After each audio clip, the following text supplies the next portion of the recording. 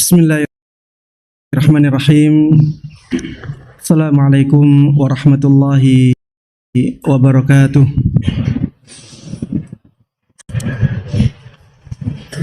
Innal hamdalillah nahmaduhu wa nasta'inuhu wa nastaghfiruh wa na'udzu billahi min shururi anfusina wa min sayyiati a'malina. May yahdihillahu fala mudilla lahu wa may yudlil fala hadiya lahu. Wa asyhadu an la ilaha illallah wahdahu la syarika lahu wa asyhadu anna Muhammadan abduhu wa rasuluh. Ya ayyuhalladzina amanu ittaqullaha haqqa tuqatih wa la tamutunna illa wa antum muslimun.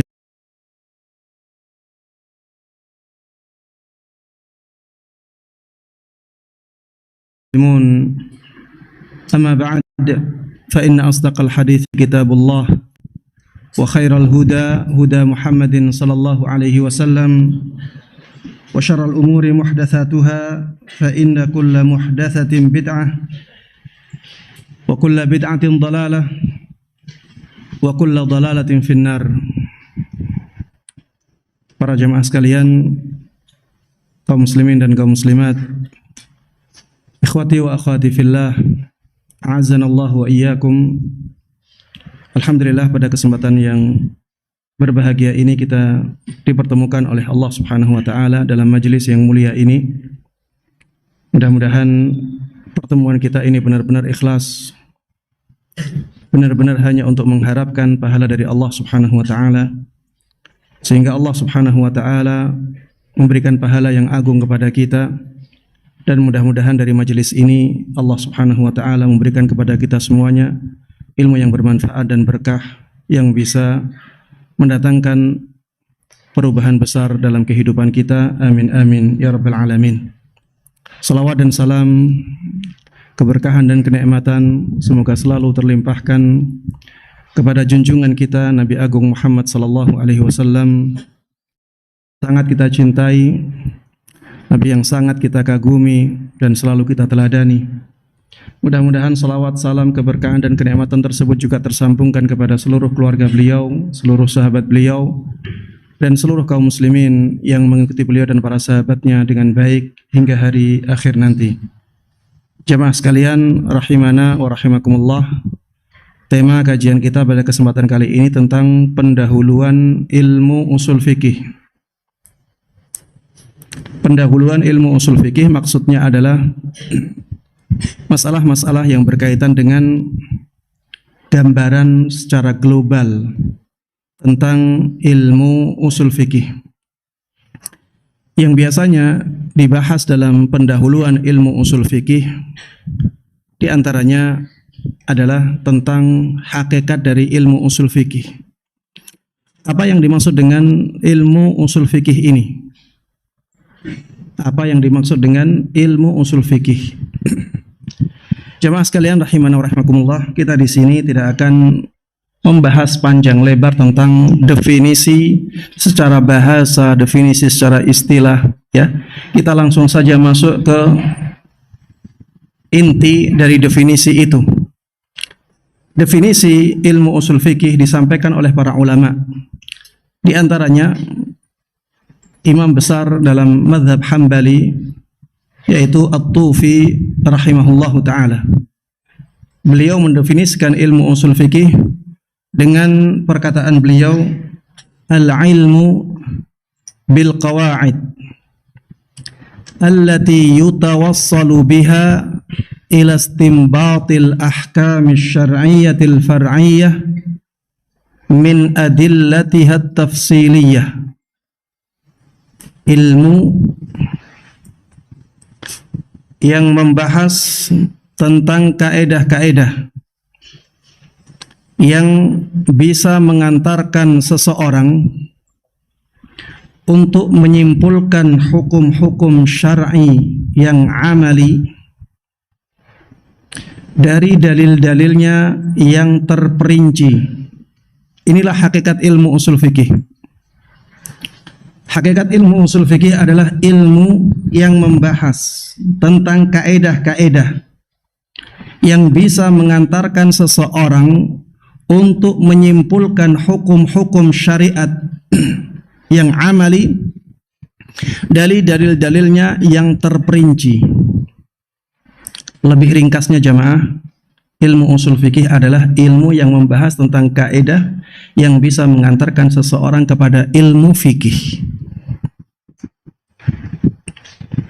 Ini hakikat dari ilmu usul fikih. Kalau kita belajar ilmu usul fikih, maka kita akan bisa dengan mudah berdalil untuk masalah-masalah fikhiyah.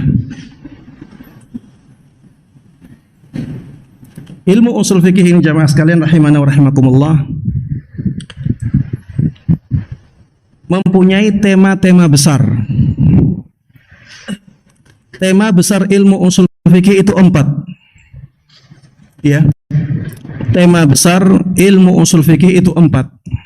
Yang 3 disebutkan dalam sebagian definisi usul fikih, ya, yang disebutkan oleh sebagian ulama, yaitu al-adillatul ijmaliyah atau adillatul fiqhi al-ijmaliyah wa kaifiyatul istifadati minha wa halul mustafid. Ini 3 tema besar dalam ilmu usul fikih, ditambah yang keempat adalah hukum syariat. Ya, pengetahuan tentang hukum-hukum syariat. Saya sebutkan satu persatu. Tema besar dalam ilmu usul fikih yang pertama adalah dalil-dalil syariat secara global. Kalau kita belajar ilmu usul fikih, kita akan tahu mana dalil-dalil syariat yang mu'tabar, mana dalil-dalil syariat yang bisa dijadikan sebagai hujjah. Akan dibahas di sini tentang dalil Al-Quran. Dibahas di sini tentang dalil hadis atau as-sunnah. Dibahas di sini tentang ijma', tentang qiyas, tentang qaulus sahabi, tentang sadduz dzara'i', istihsan, istishab, dan seterusnya.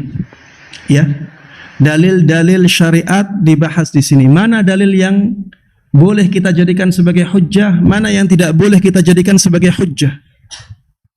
Dan ini sangat penting sekali jamaah sekalian rahimana wa rahimakumullah, mengetahui mana yang bisa dijadikan sebagai hujjah dan yang tidak. Sehingga kita tahu ketika ada orang berbicara tentang hukum, dalilnya kuat atau tidak ini. Kita tidak dibingungkan oleh perkataan sebagian orang yang mengatakan, oh ini dibolehkan karena demikian-demikian. Oh ini diharamkan karena demikian dan demikian. Kita bisa melihat dalil yang dipakai ini kuat tidak, benar tidak dia dalam memakai dalil itu.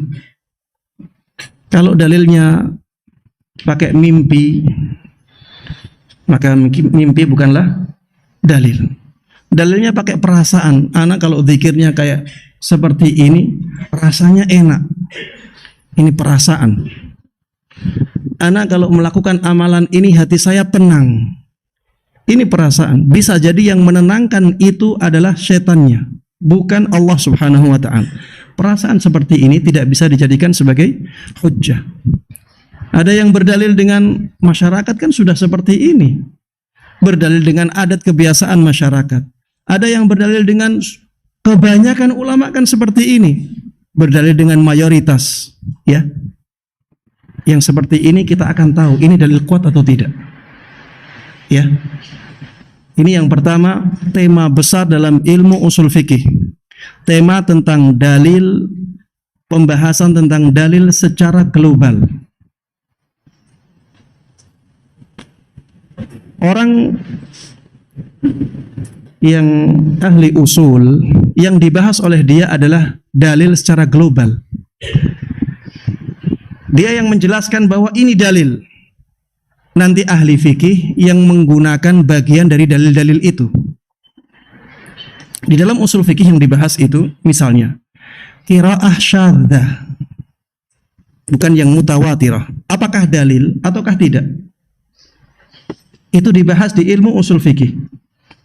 Yang dibahas di ilmu fikih, nanti ada pembahasan tentang masalah puasa karena menebus sumpah yang dilanggar. Puasanya berapa hari? 3 hari.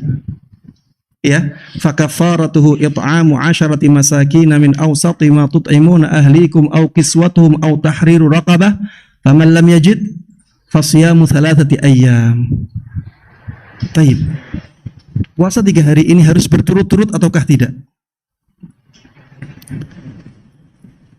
Ulama fikih dia akan menggunakan qaulus sahabi untuk menjelaskan bahwa puasa ini harus bukan qaulus sahabi, qiraah syadzah. Dia akan menggunakan qiraah syadzah untuk berdalil bahwa 3 hari ini harus berturut-turut karena ada qiraah syadzah fasiyamu 3 ayyamin mutatabi'at.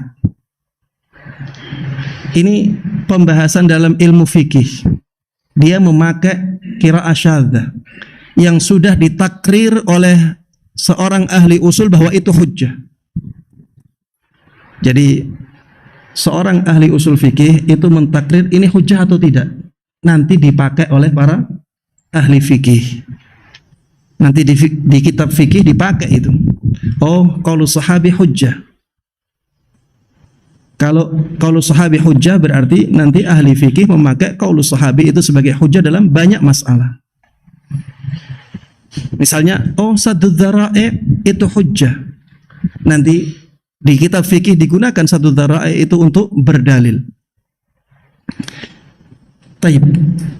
Ini tema besar yang pertama. Tema besar yang kedua adalah bagaimana menyimpulkan hukum dari dalil-dalil syariat yang mu'tabar itu. Bagaimana menyimpulkan hukum dari dalil-dalil syariat yang mu'tabar tadi. Jadi kita tadi sudah di pembahasan di tema besar yang pertama sudah menentukan Al-Quran hujjah, sunnah hujjah, ijma' hujjah, dan seterusnya. Di pembahasan yang kedua ini atau di tema besar yang kedua adalah bagaimana memanfaatkan dalil-dalil ini untuk menyimpulkan hukum. Biasanya yang dibahas di sini tentang dalalatul alfaz. Maksudnya petunjuk-petunjuk yang bisa disimpulkan dari kata-kata. Hukum-hukum yang bisa disimpulkan dari kata-kata.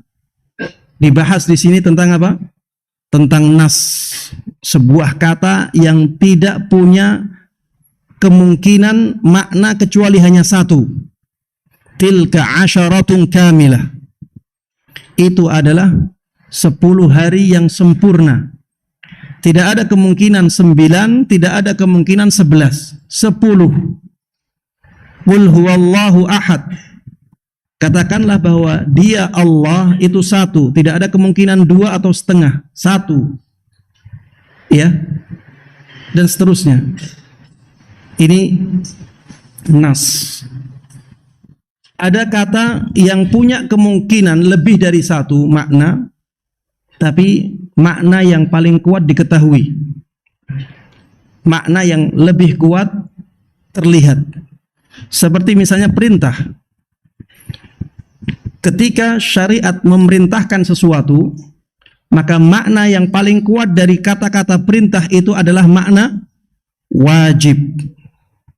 Walaupun ada kemungkinan perintah itu adalah perintah yang berupa anjuran.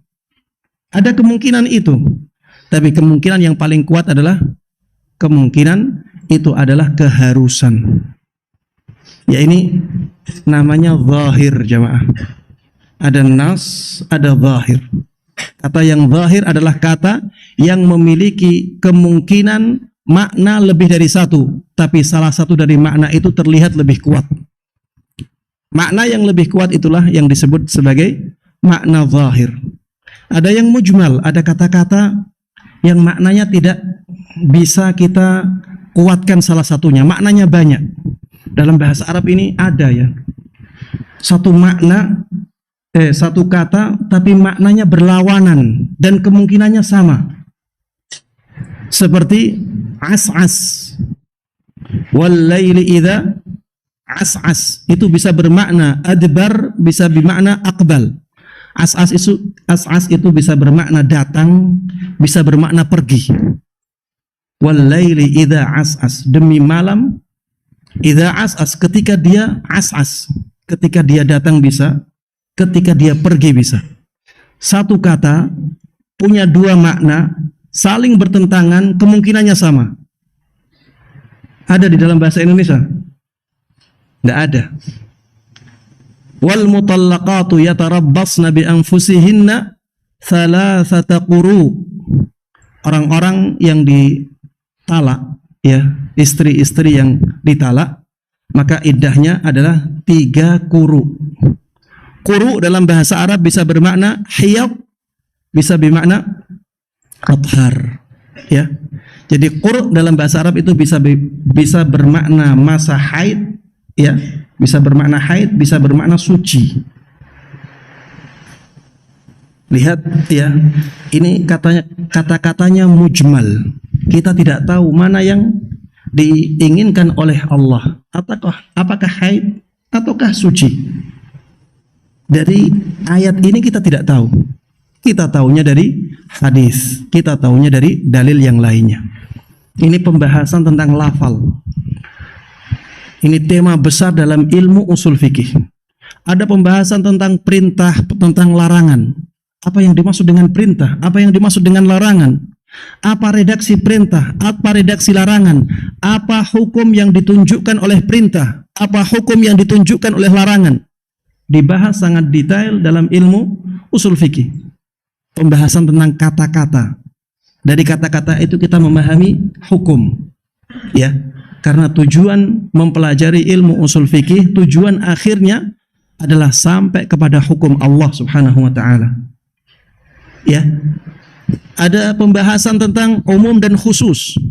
Apa yang dimaksud dengan kata umum? Apa hakikatnya? Apa yang dimaksud dengan kata khusus? Apa hakikatnya? Kata umum itu redaksinya bagaimana? Apa saja redaksinya? Hukum yang ditunjukkan oleh lafal yang umum itu seperti apa? Hukum apa saja? Pembahasan tentang kata-kata. Ini tema besar dalam ilmu usul fikih. Ya. Nanti ada mutlak, ada muqayyad, ada mantuk, ada mafhum, ada haqiqah, ada majaz, dan seterusnya. Termasuk juga dalam pembahasan ini adalah kaedah-kaedah tarjih.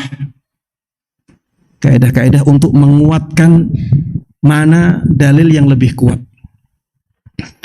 Itu ada pembahasannya dalam ilmu usul fikih. Wa kaifiyatul istifadati minha. Baik, yang ketiga jemaah, tema besar ilmu usul fikih yang ketiga, wahalul mustafid. Pembahasan tentang ijtihad dan taklid. Ini dibahas di akhir pembahasan usul fikih. Di akhir-akhir ada pembahasan tentang ijtihad. Ada pembahasan tentang taklid. Ya, jadi siapa yang berhak untuk berijtihad itu dibahas. Sehingga kita tahu apakah di zaman ini masih ada orang-orang yang pantas untuk berijtihad ataukah tidak. Apakah ijtihad di zaman ini masih terbuka pintunya ataukah sudah tertutup sehingga tidak ada yang boleh berijtihad lagi? Ini dibahas di dalam ilmu usul fikih. Tema besar yang ketiga adalah tentang ijtihad dan taklid. Siapa yang boleh bertaklid dibahas dalam ilmu usul fikih. Bagaimana seorang muqallid ketika menghadapi suatu masalah? Apa kewajiban dia? Kalau misalnya di depan dia ada banyak ulama, yang satu lebih alim, yang satu tingkatannya di bawah itu, apakah dia harus bertanya kepada yang lebih alim ataukah cukup bertanya kepada siapa saja yang dia inginkan? Dibahas dalam ilmu usul fikih. Kapan seseorang tidak boleh bertaklid?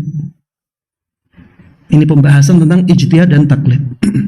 Kemudian yang keempat, tema besar ilmu usul fikih yang keempat adalah tentang penjelasan hukum-hukum syariat. Ya. Hukum syariat itu apa hakikatnya? Ini dibahas di permulaan ilmu usul fikih. Kalau antum membuka ya halaman-halaman pertama dari ilmu usul fikih, ya, halaman pertama dari kitab usul fikih, akan kita dapatkan pembahasan tentang hukum syariat. Apa yang dimaksud dengan hukum syariat itu? Apa hakikatnya? Hukum syariat terbagi menjadi berapa? Nanti ada hukum taklifi, ada hukum wad'i. Nanti hukum taklifi dibahas di sana, ada wajib. Di wajib dibahas ada pembagian wajib, ada wajib kifai, ada wajib aini, ada wajib muwassa, ada wajib mudayyak. Ya, nanti ada pembahasan tentang haram itu bagaimana, ya. Ada pembahasan tentang mubah, ada pembahasan tentang makruh, ada pembahasan tentang mandub dan seterusnya. Ada hukum wad'i dibahas di sana tentang sabab, syarat, mani'. Dibahas juga tentang sihhah wal fasad, tentang rukhsah wal azimah, tentang ada qada i'adah. Pembahasan tentang hukum syariat, tapi pembahasannya tentang apa yang dimaksud dengan hukum syariat ini. Apa yang dimaksud dengan wajib? Contohnya apa? Ya, agar nanti ketika seorang melihat dalil, dia bisa menyimpulkan, oh ini hukumnya wajib. Kalau dia tidak tahu apa hakikat wajib, bagaimana dia akan mengatakan ini yang dimaksud adalah wajib? Makanya dibahas di awal ilmu usul fikih, ya. Di awal kitab ilmu usul fikih itu biasanya dibahas tentang hukum-hukum syariat. Agar nanti dia tahu, ya, yang wajib itu yang bagaimana, yang mandub itu yang bagaimana, yang mubah itu yang bagaimana, yang makruh yang bagaimana, yang haram itu yang bagaimana. Baik. Itulah isi dari ilmu usul fikih. Ya, secara global seperti itu. Kemudian jemaah sekalian rahimana wa rahimakumullah. Poin yang ketiga yang ingin Anda sampaikan adalah poin tentang keutamaan dan pentingnya ilmu usul fikih. Ya. Kita tadi sudah membahas tentang poin yang pertama tentang apa? Hakikat ilmu usul fikih, definisinya. Poin yang kedua tentang tema-tema besar yang dibahas di ilmu usul fikih. Poin yang ketiga tentang keutamaan dan pentingnya ilmu usul fikih. Ilmu usul fikih ini di antara yang menunjukkan keutamaannya adalah bahwa ilmu ini adalah ilmu syariat. Ilmu ini ilmu syariat. Ilmu ini datangnya dari Allah. Kalau dikatakan ilmu syariat berarti datangnya dari siapa? Dari Allah Subhanahu wa taala, dan ini menunjukkan tingginya kedudukan ilmu usul fikih. Bahkan ilmu usul fikih adalah di antara ilmu yang paling penting dalam syariat Islam. Saya tidak katakan ilmu yang paling penting, tapi di antara ilmu yang paling penting dalam syariat Islam. Kenapa demikian? Karena ilmu ini menjadi pondasi seseorang untuk berdalil.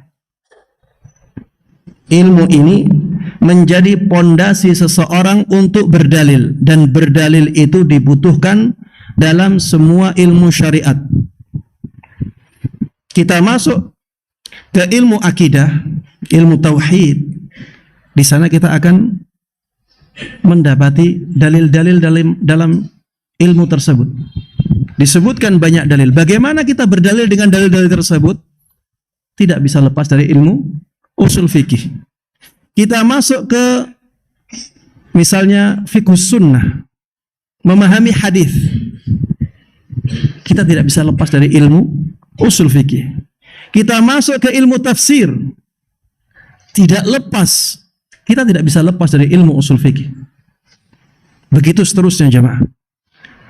Setiap kita berdalil dalam syariat, ya, dalam masalah-masalah syariat, kita harus menggunakan ilmu usul fikih agar dalil kita bisa benar-benar lurus. Ya, makanya ilmu usul fikih ini ilmu yang sangat tinggi kedudukannya di dalam Islam. Dan orang yang punya pengetahuan yang mendalam tentang ilmu usul fikih, dia sangat pantas masuk dalam sabda Nabi kita Muhammad sallallahu alaihi wasallam, "May yuridillahu bihi khairan yufaqihu fid din." Barang siapa yang Allah kehendaki kebaikan untuknya, maka Allah akan berikan pemahaman yang mendalam kepadanya dalam agamanya.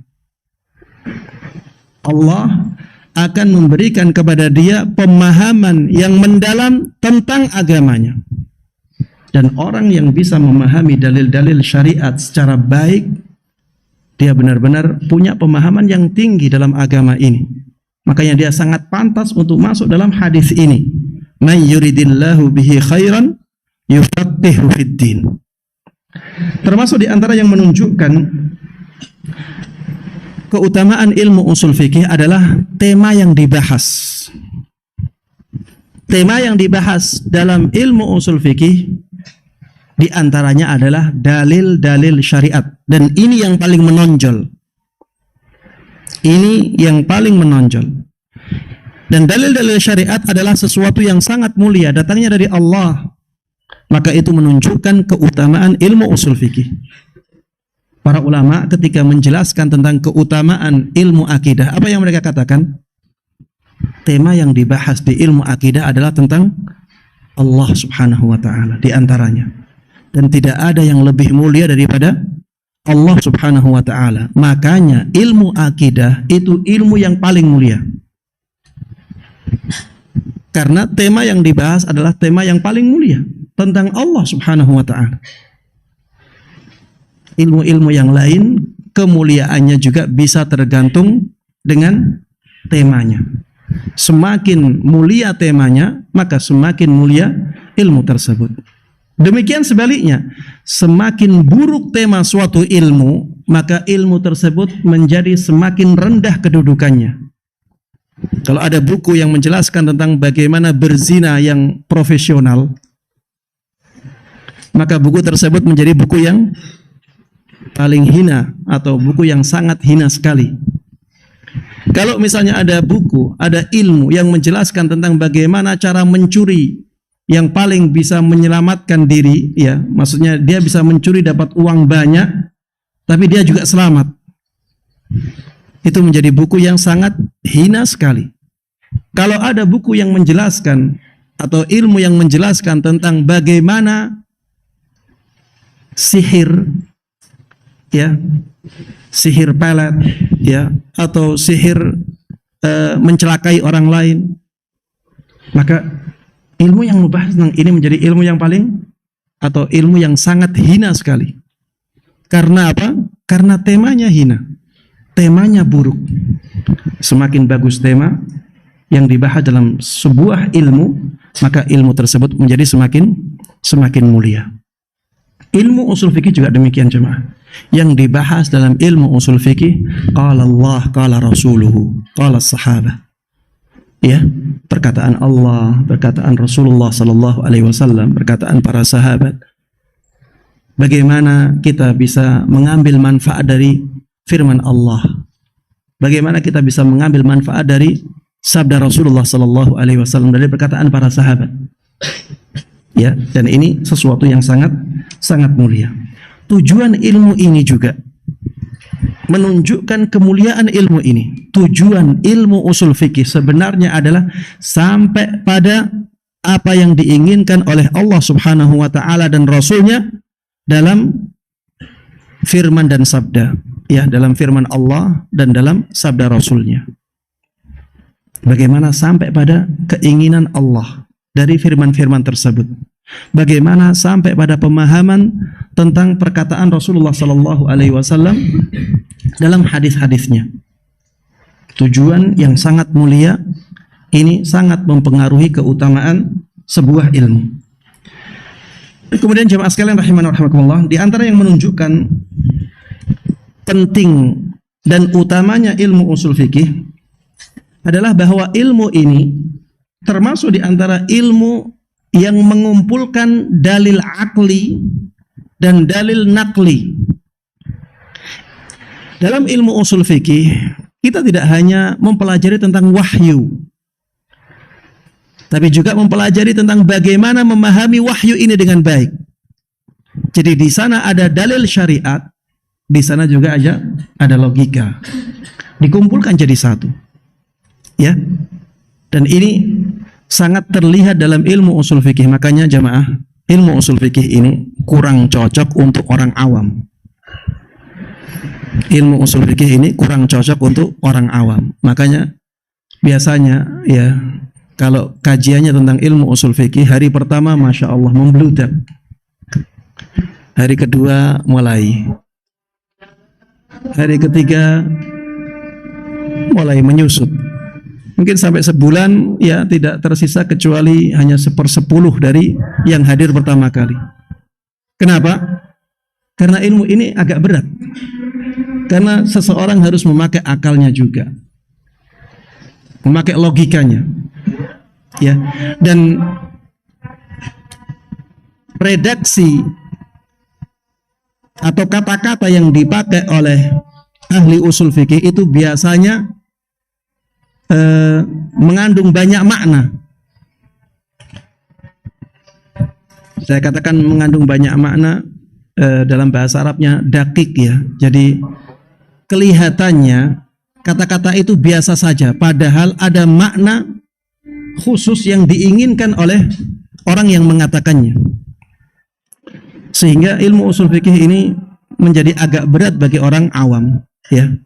Orang awam itu kalau ingin kita menjelaskan satu kata dalam ilmu usul fikih, untuk orang awam bisa sampai 10 menit, 15 menit satu kata. Karena memang ya orang-orang ahli usul fikih itu biasanya dakik dalam ibarat, ya. Dalam kata-katanya itu benar-benar dia memilih kata-kata yang benar-benar selamat dari kritikan. Apalagi dalam masalah ta'rifat, ya, dalam masalah ta'rifat. Taib. Al-Ghazali rahimahullahu taala, imam besar dalam ilmu usul fikih ini, beliau mengatakan wa asyraful ulum mazdawaja fihi al-aql was-sam' wastahaba fihi ar-ra'yu wasyara'. Beliau mengatakan ilmu yang paling mulia adalah ilmu yang menggabungkan antara akal dan wahyu, ilmu yang memadukan antara pendapat seseorang dan dalil syariat. Wa ilmul fiqhi wa usuluhu wa ilmul fiqhi wa usulihi min hadzal qabil. Seperti itulah ilmu fikih dan ilmu usul fikih. Ilmu fikih dan ilmu usul fikih, ilmu yang menggabungkan antara wahyu dan logika. Kemudian beliau mengatakan fa innahu ya'khudhu min safwi syar'i wal 'aqli sawa'as sabil.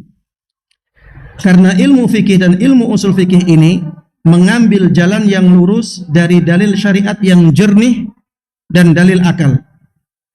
fala huwa tasarrufun bimahdil uquli bihaitsu la yatalaqahu asy-syar'u bil qabul wala huwa mabniyun ala mahdit taqlid alladhi la yashhadu lahu al-aqlu bit ta'yid wat tasdid.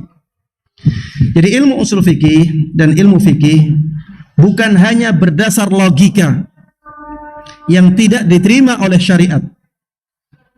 Dia juga bukan hanya taklid buta yang tidak dinilai baik oleh akal. Jadi ilmu usul fikih adalah ilmu yang menggabungkan antara dalil akli dan dalil ngakli, antara wahyu dan logika manusia. Taib. Di antara yang menunjukkan pentingnya ilmu usul fikih ini adalah bahwa ilmu usul fikih termasuk ilmu yang menjadi wasilah paling kuat untuk menjaga agama Allah dari para pengrusak agama dan musuh-musuh Allah. Ya, ilmu ini termasuk ilmu yang paling kuat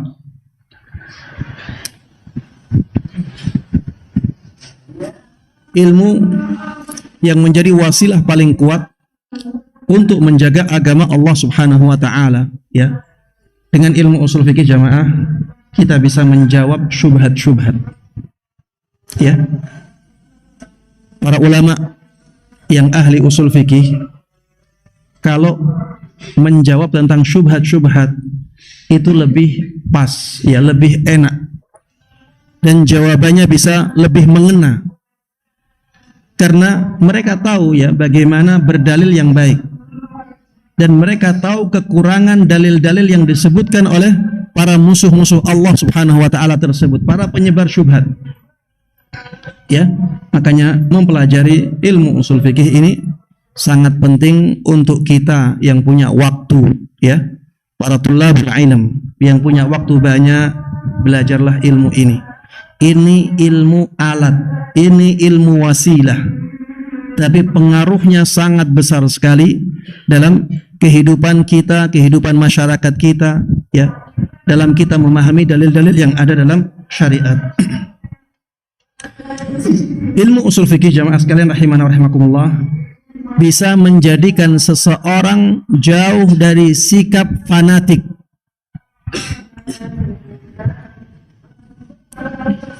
Di zaman ini banyak orang yang fanatik, ya, fanatik buta. Kenapa mereka fanatik buta? Karena kejahilan. Ya, fanatik buta itu sebab utamanya adalah kejahilan. Semakin orang dalam keilmuannya, maka dia menjadi semakin jauh dari kefanatikan. Ya, saya ulangi, semakin seseorang dalam pengetahuannya tentang ilmu agama, maka dia akan semakin jauh dari sikap fanatik. Makanya jamaah, ada kelompok di dalam Islam yang berusaha untuk menjahilkan pengikutnya, berusaha untuk membodohkan pengikutnya. Agar apa? Agar bisa fanatik. Agar bisa fanatik. Kelihatannya belajar terus, tapi yang dipelajari tidak berpengaruh besar terhadap keilmuannya. Ada kelompok-kelompok yang seperti ini. Jadi berusaha untuk menyibukkan kelompoknya dengan kegiatan-kegiatan, tapi tidak ada muatan ilmunya, sehingga mereka tetap bodoh terus dan akhirnya tetap fanatik terus terhadap kelompoknya. Dan itu harus kita perangi. Sikap fanatik ini diperangi oleh para a'immah. 4 imam semuanya memerangi kefanatikan, ya. Dan kefanatikan itu cara memeranginya diantaranya dengan belajar, ya. Baik jemaah sekalian rahimana wa rahimakumullah, kita pending dulu pembahasan yang setelahnya untuk mendengarkan adzan. Barakallahu fikum.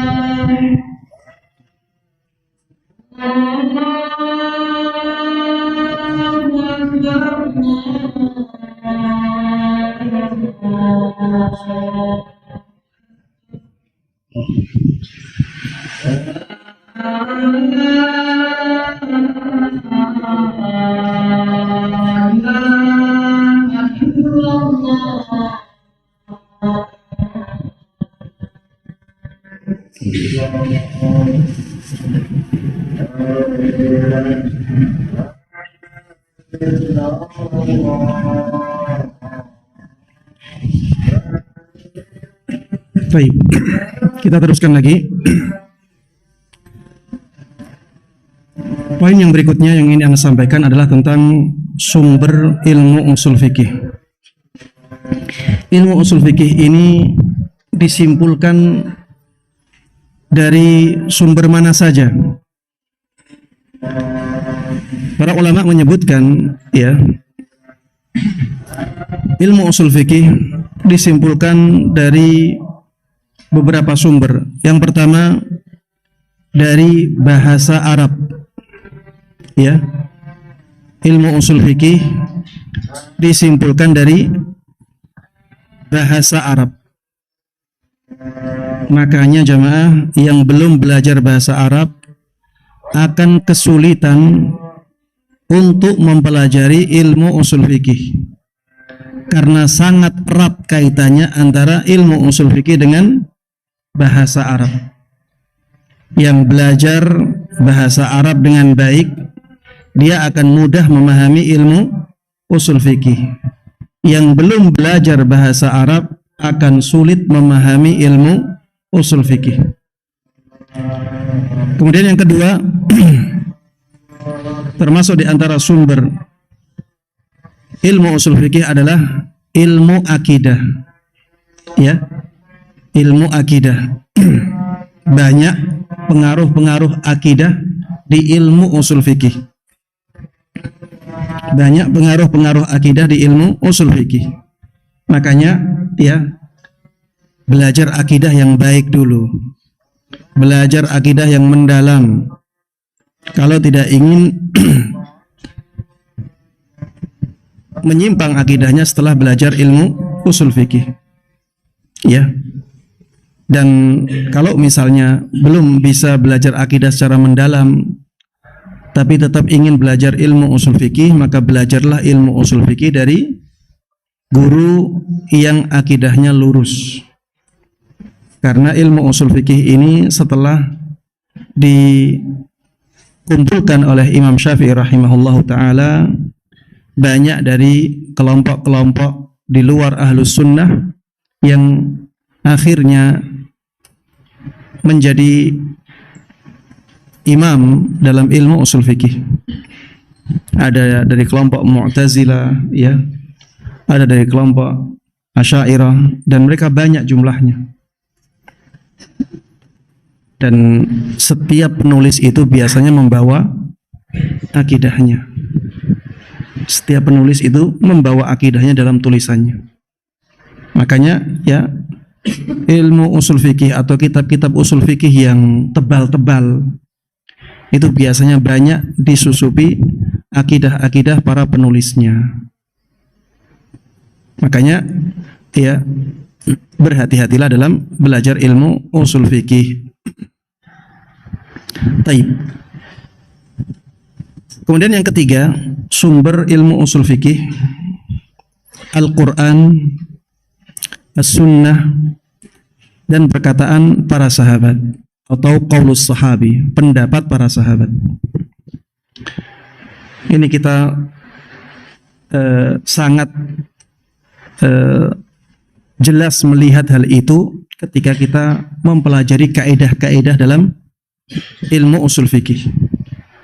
Ya, ketika kita mempelajari kaidah-kaidah dalam ilmu usul fikih, itu biasanya disebutkan dalilnya ini, dalilnya itu. Dulu para sahabat memahami demikian. Ya, akhirnya disimpulkan kaidah usul fikih. Ini menunjukkan bahwa sumber ilmu usul fikih itu dari Al-Quran, dari As-Sunnah, juga dari pemahaman para sahabat Nabi Muhammad sallallahu alaihi wasallam. Ilmu usul fikih ini berbeda dengan ilmu kaidah fikih. Ya, seringkali orang yang belum belajar usul fikih dengan baik tidak bisa membedakan antara kaidah usul fikih dengan kaidah fikih. Seringkali tidak bisa membedakan. Kalau ditanya ya tentang kaidah misalnya innamal a'malu binniyat, ya misalnya, ada yang menyebutkan kaidah usulnya innamal a'malu binniyat, atau kaidah usulnya al-umur bimaqasidiha. Padahal sebenarnya itu bukan kaidah usul fikih, itu kaidah fikih. Ya, dua-duanya sama-sama kaidah dan dua-duanya mencakup banyak masalah. Kaidah usul fikih, masalah yang dicakup banyak. Kaidah fikih, masalah yang dicakup banyak. Tapi ada perbedaannya. Ya, perbedaannya yang pertama, jamaah sekalian rahimana wa rahimakumullah, ranah kaidah usul fikih itu dalil. Objek yang dibahas dalil. Tema yang ada dalam kaidah usul fikih itu dalil. Ya. Berbeda dengan kaidah fikih. Objek yang dibahas itu perbuatan manusia. Yang dibahas dalam kaidah fikih apa? Perbuatan manusia. Sedangkan yang dibahas dalam kaidah usul fikih dalil syariat. Makanya kalau dikatakan kaidah al-amru al-aslu fil amri yaqtadil wujub, pada asalnya perintah itu menunjukkan hukum wajib. Kalau ditanya ini kaidah usul fikih ataukah kaidah fikih, kita katakan kaidah usul fikih. Karena yang dimaksud dengan perintah di situ adalah perintah dari syariat. Ya. Itu perintah dalam syariat, dalam dalil-dalil syariat. Perintah dalam dalil-dalil syariat itu pada asalnya menunjukkan hukum wajib. Kalau ditanya kaidah al-yaqin la yazulu bisyak, sesuatu yang yakin tidak bisa hilang hanya karena keraguan. Ini kaidah usul fikih atau kaidah fikih? Kaidah fikih. Kenapa? Karena pembahasannya di sini perbuatan manusia. Al-yaqin maksudnya adalah keyakinan manusia. La yazulu bisyak, tidak bisa hilang dengan keraguan manusia. Jadi topiknya sangat berbeda, ya. Topik yang dibahas sangat berbeda, objek yang dibahas sangat berbeda, ranahnya beda sekali. Yang kaidah usul fikih ranahnya dalil syariat, yang kaidah fikih ranahnya adalah perbuatan manusia. Perbedaan yang kedua, ya. Kaidah usul fikih tidak bisa digunakan untuk menjawab masalah secara langsung. Berbeda dengan kaidah fikih, bisa digunakan untuk menjawab masalah yang ditanyakan secara langsung. Ya, seperti misalnya, Ustadz, saya ragu. Saya sholat tapi ragu, apakah tadi keluar kentut ataukah tidak. Di dalam sholat saya ragu ini. Maka kita bisa menjawabnya langsung dengan kaidah fikih. Kita katakan al-yaqin la yazulu bisyak. Kamu ragu, batal, tapi sebelumnya yakin masih wudu. Sebelum ada keraguan ini, ada keyakinan wudunya belum batal, makanya antum sholat. Kemudian di dalam sholat antum ragu, maka al-yaqin la yazulu bisyak. Keraguan ini tidak bisa menghilangkan keyakinan yang ada sebelumnya. Selama antum masih ragu apakah kentut ataukah tidak, berarti masih suci. Berarti wudunya belum batal. Langsung bisa digunakan untuk menjawab. Kaidah fikih itu seperti dalil. Karena kaidah fikih itu biasanya disimpulkan dari dalil. Makanya dia bisa seperti dalil. Al-yaqin la yazulu bisyak itu disimpulkan oleh para ulama dari banyak hadis. Jadilah kaidah al-yaqin la yazulu bisyak. Sehingga al-yaqin la yazulu bisyak itu seakan-akan dalil, ya, bisa kita gunakan untuk menjawab masalah secara langsung. Beda dengan kaidah fikih, jamaah. Kaidah usul fikih. Kaidah usul fikih tidak bisa digunakan untuk menjawab masalah.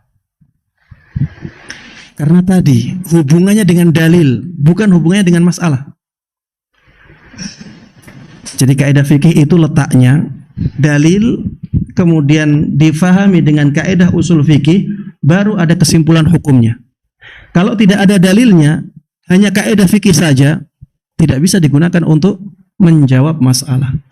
Kalau ditanya apa hukum sholat duhur, kita tidak bisa menjawab dengan kaidah usul fikih. Misalnya kita katakan al-aslu fil amri yaqtadil wujub. Pada asalnya perintah itu menunjukkan hukum wajib. Apakah bisa menjawab pertanyaan apa hukum sholat duhur? Tidak bisa. Kalau ada yang bertanya ke ana, apa hukum sholat duhur? Ana jawab al-aslu fil amri yaqtadil wujub. Nyambung nggak ini? Nggak nyambung. Beda dengan kaidah fikih tadi. Karena memang kaidah fikih itu ranahnya perbuatan manusia. Sehingga ketika yang ditanyakan perbuatan manusia, kita bisa gunakan kaidah fikih untuk menjelaskan perbuatan tersebut. Kalau kaidah usul fikih, ranahnya itu dalil. Kalau yang ditanyakan perbuatan manusia, tidak ada dalilnya, nggak nyambung akhirnya. Kita harus datangkan dalil dulu. Kita katakan hukum sholat duhur itu wajib. Kenapa? Karena diperintahkan dalam syariat. Misalnya perintahnya wa aqimus shalah. Dirikanlah salat. Dan salat ini umum, ya. Yang dimaksud dengan salat di sini adalah salat-salat yang fardu. Ya, sehingga semua salat fardu masuk ke sini. Ini gunanya kaidah usul fikih. As-shalah, ya, ini masuk di dalamnya semua jenis salat yang diperintahkan, yang diwajibkan. Kemudian perintah menunjukkan hukum wajib. Salat fardu masuk di sini, berarti salat fardu itu wajib. Jadi kita harus mendatangkan dalil, kemudian kita fahami dalil tersebut dengan kaidah usul fikih, baru kita bisa menjawab apa yang ditanyakan oleh penanya. Ya, ini perbedaan kedua antara usul fikih dengan kaidah fikih. Baik jemaah sekalian rahimana wa rahimakumullah, yang berikutnya yang ingin ana singgung juga adalah tentang pembukuan ilmu usul fikih ini. Ilmu usul fikih bukan ilmu yang ditemukan oleh seseorang. Ya. Ilmu usul fikih bukan ilmu yang ditemukan oleh seseorang. Jadi ilmu usul fikih ini sudah ada sejak zaman Nabi. Sudah ada sejak zaman Nabi alaihi salatu wassalam. Sehingga yang ada adalah siapa yang membukukan ilmu usul fikih ini yang pertama kali. Yang sampai kepada kita adalah bukunya Imam Syafi'i rahimahullahu ta'ala. Dan ini ada hubungannya dengan dari mana ilmu usul fikih disimpulkan atau dirumuskan. Tadi pembahasan tentang sumber ilmu usul fikih itu apa saja? Bahasa Arab. Ada bahasa Arab. Kemudian yang kedua apa? Akidah. Kemudian yang ketiga Al-Quran, Sunnah, dan pendapat para sahabat. Imam Syafi'i rahimahullah ta'ala, beliau ahli bahasa. Beliau ahli bahasa. Makanya ya, beliau bisa menyimpulkan kaidah-kaidah usul fikih dan membukukannya dalam buku beliau Ar-Risalah. Ya. Bahkan ada pembahasan tentang apakah perkataan Imam Syafi'i itu hujjah dalam bahasa Arab. Saking tingginya kedudukan beliau dalam bahasa Arab. Baik jamaah sekalian rahimana wa rahimakumullah. Termasuk di antara yang biasa dibahas ya di pendahuluan ilmu usul fikih adalah tentang adanya pemahaman-pemahaman di luar ahlus sunnah yang dimasukkan dalam buku-buku usul fikih. Ini harus kita sadari dengan baik. Apalagi kita termasuk di antara orang-orang yang benar-benar memperhatikan akidah. Ya.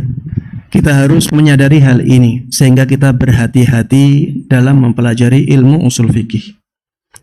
Bagi para pemula, ya, sebaiknya atau seharusnya belajar ilmu usul fikih dari guru yang benar-benar mumpuni ilmu usul fikihnya dan akidahnya lurus. Kalau tidak bisa, ya, maka cari buku-buku yang ditulis oleh ulama-ulama ahlus sunnah.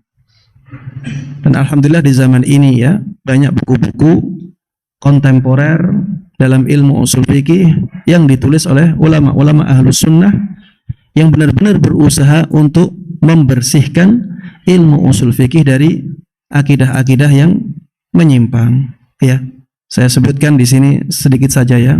Ada Ma'alimu Usulul Fiqh 'inda ahli sunnati wal jamaah. Ya, ada kitab namanya Ma'alim Usulul Fiqh 'inda ahli sunnati wal jamaah yang dikarang oleh Syekh Muhammad Husain Al-Jizani, ya. Saya pernah belajar ke beliau secara langsung dan beliau termasuk di antara orang yang punya ihtimam yang besar dalam ilmu usul fikih. Beliau juga punya kitab Qawaid fi Ma'rifatil Bid'ah, ya kaidah-kaidah dalam mengetahui bid'ah-bid'ah dalam agama Islam. Baik, ada kitab yang kedua, ya, ini juga bisa dibaca oleh para pemula, ya. Usulul Fiqh alladzi la yas'ul faqiha jahluhu. Usulul Fiqh alladzi la yas'ul faqiha jahluhu, ya. Ini juga buku yang lumayan ringkas dan sangat bagus, ya. Ada juga buku yang lain, Usulul Fiqh inda Syekhul Islam Ibn Taimiyah. Usulul Fiqh inda Syekhul Islam Ibn Taimiyah rahimahullahu taala. Ini juga buku yang bagus, ya, untuk para pemula, ya. Untuk buku-buku yang klasik usul fikih itu biasanya agak susah untuk difahami oleh orang-orang yang pemula. Usul fikih yang dikarang di zaman ini oleh ulama-ulama ahlu sunnah biasanya lebih mudah difahami karena mereka tahu, ya, bahasa yang sering dipakai oleh orang-orang di zaman ini, dan mereka juga bisa memperkirakan orang ini lebih mudahnya difahamkan dengan redaksi yang bagaimana, sehingga sehingga buku-buku usul fikih yang kontemporer, ya, lebih disarankan untuk para pemula, ya, lebih disarankan untuk para pemula sebelum membaca buku-bukunya para ahli usul fikih yang mutaqaddimin, ya. Taib. Ini yang bisa saya sampaikan dalam kesempatan kali ini. Mudah-mudahan bermanfaat dan diberkahi oleh Allah Subhanahu wa taala. Amin amin ya rabbal alamin. Sallallahu wasallam wa baraka ala nabiyyina Muhammadin wa ala alihi wa sahbihi wa man tabi'ahum bi ihsanin ila yaumiddin.